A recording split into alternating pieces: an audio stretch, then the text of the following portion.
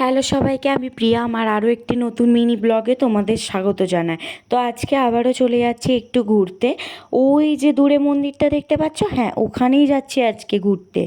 তো প্রথমে ঢুকতেই দেখবো এরকম অনেক কিছু খাবারের দোকান। তো বরবাবু আমাকে ওয়েলকাম করে করে একেবারে ডাকছে। তার পিছন পিছন গেলে হবে না, একেবারে সাথে সাথে যেতে হবে।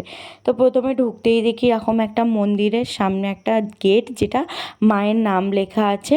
তো মায়ের মন্দিরের নাম হচ্ছে নায়কালী মন্দির। তো মন্দিরের নামটা আমি ফার্স্ট টাইম শুনছি। তো ভিতরে ঢুকেই দেখি এরকম মেঘের কালারটা জাস্ট ওয়াও, অসাধারণ লাগছিল কালারটা। কেননা নীল আর ব্লু এই দুটো কম্বিনেশনের কালার, পুরো অরিজিনাল কালারটা সামনে থেকে দেখেছি, এত সুন্দর যেন মনে হচ্ছে সমুদ্র আর আকাশ গিয়ে একসাথে মিশেছে।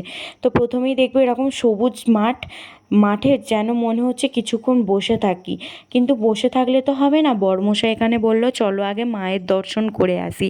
তো মায়ের দর্শন করব, বাবার দর্শন করব না, এটা কখনো হয়?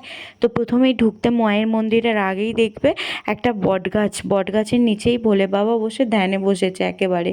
তো বর সেখানে প্রণাম করে নিয়ে সোজা চলে গেলাম মন্দিরে।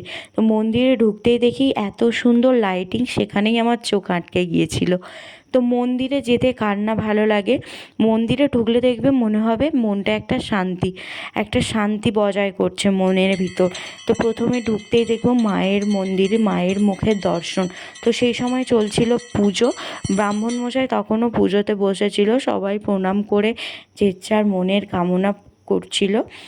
তো আমরা বলছি যে এত সুন্দর মন্দির, এত সুন্দর বাইরের পরিবেশটা, তোমরা চাইলে একবার ঘুরে আসতে পারো।